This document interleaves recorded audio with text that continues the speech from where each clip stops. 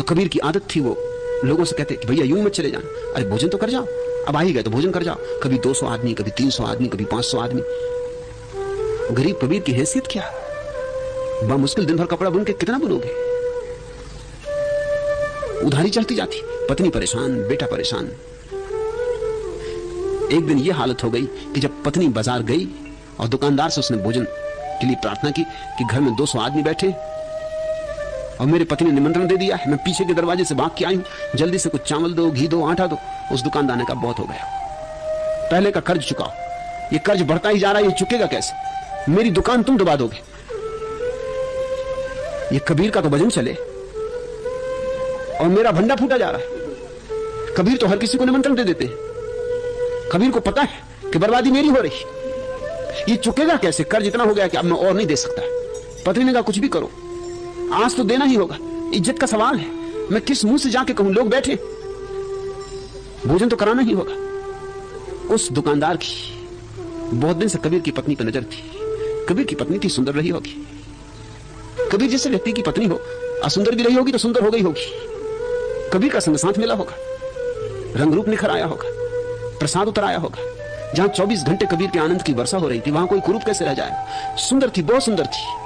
नजर तो दुकानदार की बहुत दिन से थी, आज मौका देख लिया उसने कि आज ही फंस गई। उसने कहा कि अगर तेरी सच में ही ऐसी निष्ठा है तो वायदा कर कि आज रात मेरे पास सोएगी तो सारा कर्ज समाप्त कर दूंगा। पत्नी ने कहा जैसी मर्जी, भोजन तो कराना ही होगा। कबीर की ही पत्नी थी,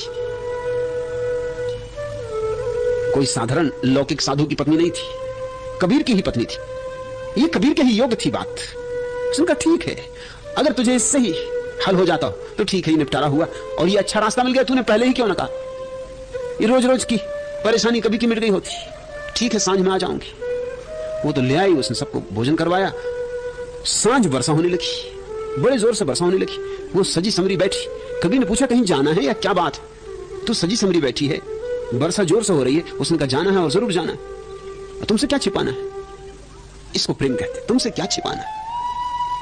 पूरी कहानी कह दी कि यूं यूं मामला है, कर्ज बहुत बढ़ गया, आज दुकानदार देने को राजी न था। उसने तो कहा आज रात अगर तू मेरे पास आके रुक जाए पूरी रात तो सारा कर्ज माफ कर दूंगा। तो कुंजी हाथ लग गई। अब कोई चिंता नहीं, अब तुम जितनों को निमंत्रण देना हो दो। ये मूर्ख इतने दिन तक बोला क्यों नहीं, ये बोल देता तो कभी की बात ही खत्म हो जाती, ये रोज रोज की अड़चन तो ना होती। तो मुझे जाना। कबीर ने कहा कि वर्षा बहुत जोर की हो रही, मैं तुझे छोड़ आता हूं। ये सिर्फ कबीर ही कह सकते। कबीर ने छाता लिया है, पत्नी को छाते में छिपाया, उसे ले गए और कहा कि तू भीतर जा, मैं बाहर बैठा हूं क्योंकि वर्षा बंद हो नहीं रही। जब निपट चुके तो मैं तुझे घर वापस ले चलूंगा। रात भी अंधेरी है, वर्षा भी जोर की है, तो मैं यहां बाहर छप्पर में बैठा रहूंगा। कबीर छप्पर में बैठ रहे। पत्नी ने दरवाजे पर दस्तक दी। दुकानदार वैसे तो बड़ी उत्सुकता से राह देख रहा था, लेकिन डर भी रहा था। डर इसलिए रहा था कि पत्नी ने इतनी सहजता से हां भर दी थी, उसे भरोसा ही ना आ रहा था कि एक दफे भी इंकार न किया। अरे कोई सती सावित्री होती तो फौरन चप्पल निकाल लेती। जो चप्पल निकाले समझ लेना कि सती सावित्री नहीं है, वो चप्पल निकालना ही जाहिर कर रहा है कि लंपट है। एकदम हां भर दिया, भरोसा नहीं आ रहा था। और कबीर की पत्नी ऐसा हां भर दे, न लाज न संकोच न विरोध, एक चेहरे पर बदली भी ना आई, जैसे कोई खास बात ही ना हो। आएगी भी कि नहीं ये भरोसा नहीं था। सोचता था कि धोखा दे गई, सोचता था कि ले गई सामान, आने वाने वाली नहीं। लेकिन जब द्वार पर उसने दस्तक दी और दरवाजा खोला, पत्नी सामने खड़ी थी। सज बच के आई थी, जो कि घर में सुंदर था पहन के आई थी। घबरा गया, दुकानदार घबरा गया, पसीना छूट गया। सोचा न था कि पत्नी आ जाएगी। एक दफा तो आंख पे भरोसा ना आया, और दूसरी बात देख के और हैरान हुआ कि इतनी धुआंधार वर्षा हो रही, मूसलाधार, और पत्नी बिल्कुल भीगी नहीं। उसने पूछा कि इसमें मूसलाधार वर्षा में मुझे भरोसा न था कि तू आएगी, मगर आई, ये ठीक। मगर ये चमत्कार क्या है कि तुझ पर तो बूंद भी नहीं पड़ी, तेरे कपड़े तो भीगे भी नहीं। उसने कहा भीगते कैसे?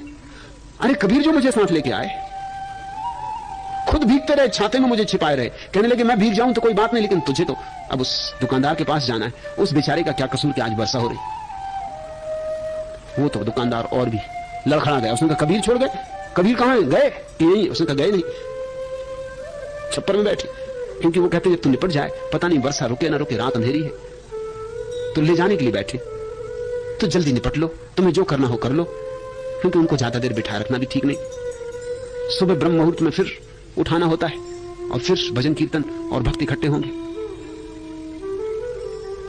पैरों पर गिर पड़ा वो दुकानदार, भागा, कबीर के पैर छुए। कबीर ने कहा कि तू समय खराब ना कर, तू अपना काम निपटा, हमें अपना काम करने थे, तू इन बातों में मत उलझ।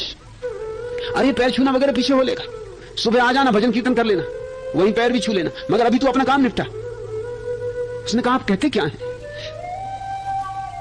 और मुझे न मारो, और मुझे न दुत्कारो, और मुझे गर्हित ना करो, और मुझे अपमानित ना करो। कबीर ने कहा नहीं, तेरा हम कोई अपमान नहीं कर रहे। इन बातों का मूल्य ही क्या है? यह होगी ज्ञानी की दृष्टि। कबीर को मैं कहूंगा तीर्थंकर।